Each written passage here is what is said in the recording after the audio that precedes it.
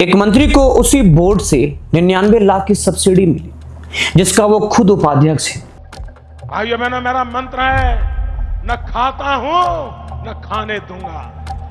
आवेदन किया 15 अप्रैल 2025 को और मंजूरी मिल गई सिर्फ 14 दिनों में।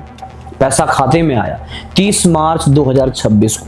अब जरा सोचिए, एक आम किसान सरकारी दफ्तरों के चक्कर लगाते लगाते बूढ़ा हो जाता है, चप्पल खिंच जाती है, और यहाँ एक मंत्री को उसी योजना की मंजूरी मात्र 14 दिनों में मिल गई, जिस योजना का बोर्ड वो खुद चलाते हैं। राजस्थान के डिडवाना कूचा मंजिले के पीह गांव में भागीरथ चौधरी का खीरे का पॉली हाउस है। 16,592 वर्ग मीटर में फैला हुआ है। कुल प्रोजेक्ट की लागत लगभग 2 करोड़ है। इनमें से 99,60,000 रुपया सरकारी सब्सिडी से आए, बाकी HDFC बैंक का लोन। भागीरथ चौधरी आखिर कौन है?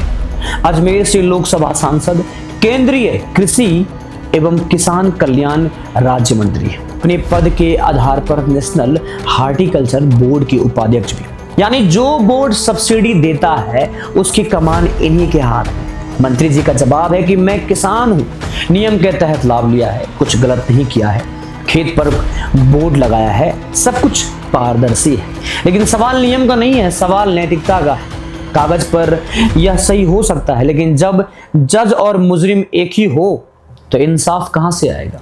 अब बात यही नहीं रुकती है, एक और नाम सामने आया।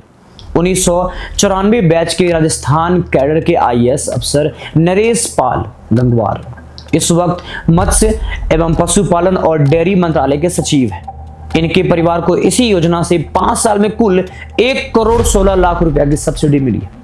मां को अलग, पत्नी को अलग और बेटे को अलग। गंगवार का जवाब है कि मां और बेटा मुझ पर आश्रित नहीं है, इसलिए उनकी सब्सिडी घोषित करना जरूरी नहीं था। फिर वही कागजी परिभाषा, फिर वही कानूनी खामी में छुप जाने की कोशिश।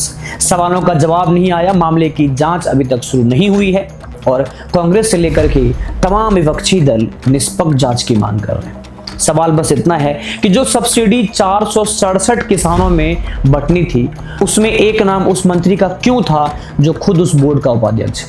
आपकी राय क्या है? कमेंट में जरूर बताएं और ऐसे ही डीप पॉलिटिकल एनालिसिस के लिए इस आईडी को फॉलो एंड सब्सक्राइब जरूर करें।